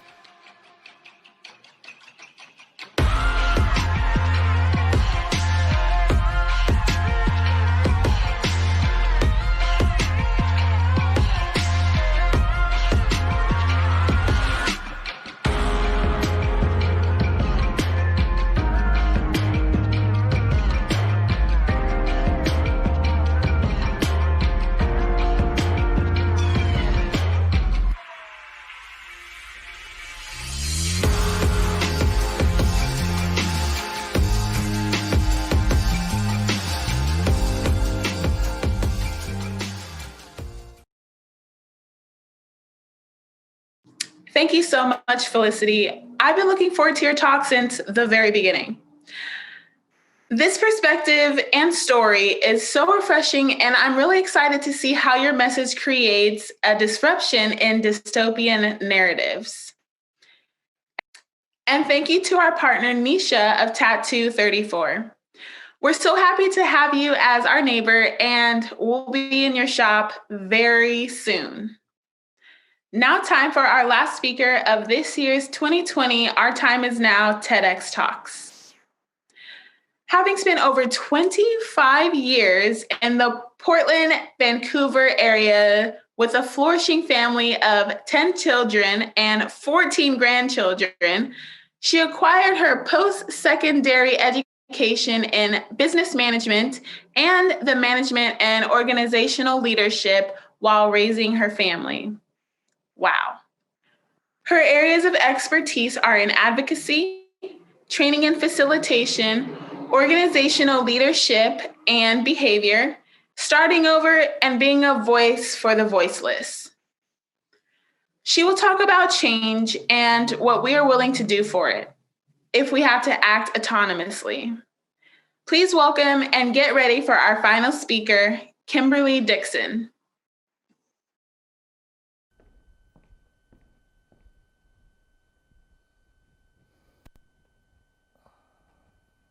If I could give a gift to the world, it would be this concept in action. If it is to be, it is up to me. Now, some of you might think that that's a pretty bodacious statement, that it doesn't require the help or collaboration with others, or that one might be thinking more highly of themselves. I would submit to you that just the opposite is true, because we definitely do need one another. So, if you're curious and courageous, let me show you why I believe this gift has the potential to permeate where we live, work, and play. Let me start by sharing where this statement even comes from. My father. Yes, it's true. He has said this to me since I can remember. And over my life, I have shared with him my frustrations, my disappointments, and anguish, you name it. And when I was done explaining all that had happened and the wrong of everything, he would say, if it is to be, it is up to me. I got to tell you, That phrase was not what I was wanting to hear in the heat of the moment when I wanted some answers or resolution. So, why do I believe in this concept so much that I want to gift it to you? Well, I'm glad you asked. To give you a picture of this concept and how it has played out in my life, allow me to be transparent. In my adult life, I've been widowed and divorced. I've experienced some of the deepest losses, the kind that don't quite align with how life cycle should go. And up to this point, I've put myself through college.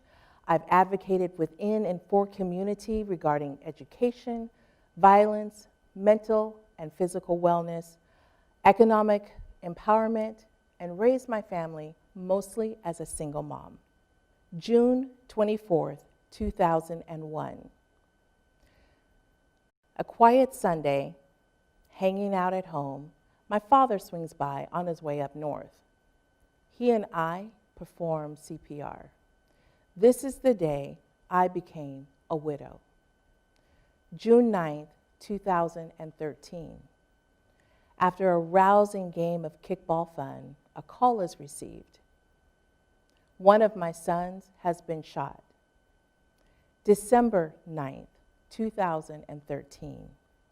Unexplained symptoms that go on for days, wind up with a relatively normal procedure to find answers. I am left with a mother no longer.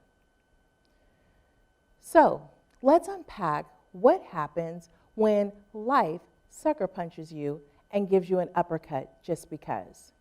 What do you do when life is no longer how you once knew it?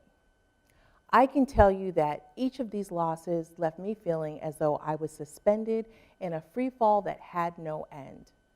And while I may have rattled off these dates succinctly, I can assure you that the journey has been anything but. My mashup of thoughts have included, is it really up to me if it is to be? And if so, what about all of this? You might be wondering right now, where's that gift I was referring to? Well, I'm here in front of you because I perpetuated this concept into action using the power of choice, the power to forgive. Before he passed, my husband was a great father, my best friend, confidant, cheerleader, fellow foodie, and business partner. My father and I, we did CPR, and we did that until the paramedics arrived. And then I watched them work to revive the better half of me, and I believed that he would recover, and we'd have a hell of a story to tell our grandchildren. As the coroner unzipped the bag for me to say goodbye, I willed my best friend to get up so that we could finish what we started together. And then the decisions began. Some said I should go and sleep at a friend's while others were caring for my children. I can tell you that my biggest decision was to sleep in my own bed that night without him. From there, I would decide hourly and daily to live, not just exist, for and because of our children. I would choose to celebrate the gift of life that we each had. When my son was murdered, I stood on the other side of the caution tape, waiting to see him. I paced and waited for hours, and at one point looked up and said, I forgive you to whomever you was. What I didn't realize is that same forgiveness would need to be extended to those who were in control of the crime scene. As my family and I waited, the goal was simply to see my son, to hold him one last time before his body changed and became stiff. As his mother, I carried him for 42 weeks. I was the first to hold him when he was born, and in death, I wanted to hold him one last time. As any mother would. I didn't get to hold my son. And in fact, we were sent that night to the coroner's office only to be met with a well-lit, empty parking lot. When I next saw my son, it was 2 days later at the funeral home. He was still cold. Some time ago, I came to understand that forgiveness wasn't a feeling, and it wasn't for the other person. Forgiveness is a decision that your feelings will follow, and it doesn't release anyone from being accountable for their actions. One can still have feelings of sadness, anger, or even disappointment that are processing while having made the choice to forgive. What forgiveness did and does is release the forgiver from the power that person or incident can have through taking up too much brain space and leaving one paralyzed by the feelings associated with their experience. Do I still have feelings of sadness because I miss my son? Absolutely. Hurt because his life was taken? 100%. But these feelings neither run nor fuel my life. This is the power that I wanted to keep. When my mother passed, 6 months to the day after my son, I was almost numb from the pain. What was the decision here, and how was anything up to me? It did become up to me after difficult decisions and conversation and the support of my father. I took myself to a quiet place in the waiting area, and I cried. I wanted to know what was going on with my life. Here we were. It was Christmas time, me and my mommy's favorite holiday. So, living became the decision. Different from simply existing. In the choice to live is the choice to be present every day, to smell the coffee and the roses, and in this case, the Christmas tree. To live and be present is to see where your gifts and talents might be best offered or utilized. To look to help or heal others while your own wounds are still recovering. To take time to process through thoughts and feelings. If it is to be, it is up to me. What if you said that in front of every what now, what about, how can I, or I don't matter? Chris Gardner, you might remember him from his book and movie, Pursuit of Happiness. Well, he wrote another book entitled Start Where You Are. And one of the principles that stood out to me is this: you are where you are because you drove here. Now, I thought for sure Chris and my dad were in cahoots together, because here it was again in a best-selling book, everything my father had been saying to me all along. You see, Chris was conveying that no matter what has happened in your life, you have the power to change your trajectory, to put your hands on the wheel and get in your lane and drive on. If you remember, Chris began his career like in his 30s, homeless, raising his son. And he later went on to have a very successful brokerage firm. So, his phrase in practical terms says that we need to decide to shift gears, do differently, be and or create the change. If it is to be, it is up to me. I've learned something from watching boxing. I'm sure we've all seen boxers hit the ropes, hit the bags, etc.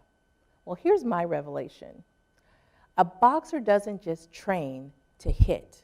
A boxer also trains to take a hit. That is what makes them truly a contender. Our world does look different in light of COVID, natural disasters, economic distress, and racial tensions. But here is the opportunity. I challenge you to think about what you are doing and how we become the contender in this world. How do we build the bridge that heals racial tensions, ignite scientific curiosities that seek cures, and facilitate ingenuity to rebuild economy. If change, consistency, and/or better is desired, then it begins with you. The time is now to do some deep inventory of ourselves. What are we made of, and what do we have to give? Is your glass half empty or half full? I like to say mine is refillable. Is it hard to choose or forgive? Yes, but the alternative is even harder. And here's what I know to be true. Regardless of the circumstance, 2020 has definitely good constituent, coworker, neighbor, friend, spouse, sibling, child. This gift puts you in the driver's seat of change, of your life and how you live it. You dream, you mentor, you feed your neighbor, you start that business, you give, you vote, you don't give up, you change the world. The power of you is the answer. You are the gift. If it is to be, it is up to me.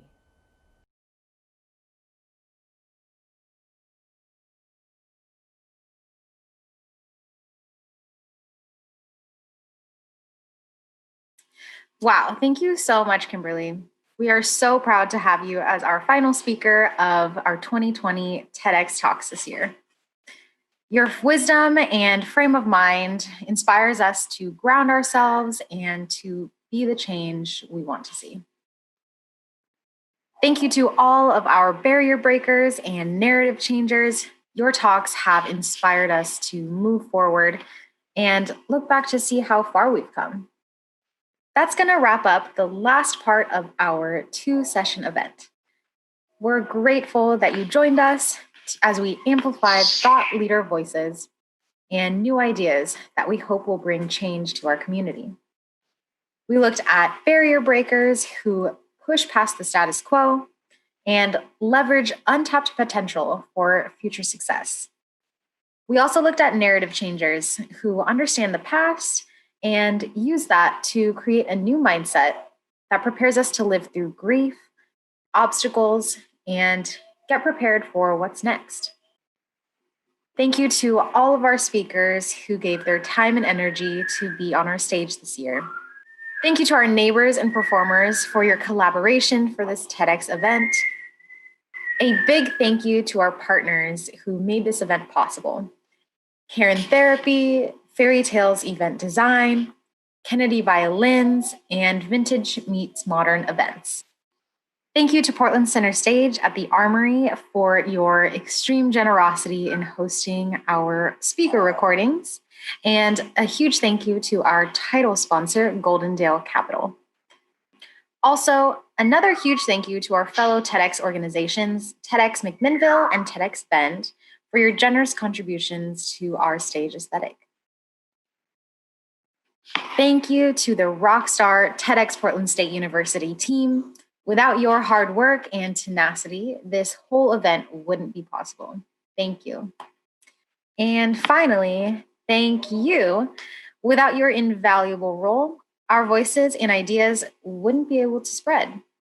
Again, we'd love to see your watch party setup. Please use hashtag Portland State Our Time when posting on Instagram, Facebook, or LinkedIn. You can also follow us there for quick updates and key takeaways from tonight. We will now conclude tonight's event with a 30-minute live discussion panel with our barrier breakers and narrative changers, where you can ask questions or just listen. Please don't feel obligated to turn on your webcam, but feel free to unmute yourself if you have any questions for any of our speakers that are presented tonight. You can find the Zoom meeting link in our YouTube live description below. And if you're posting, please use hashtag Portland State Our Time. If you have difficulty getting into our live Zoom discussion, please feel free to pop your questions into our YouTube live chat feature, and one of our team members will be able to assist you. See you soon.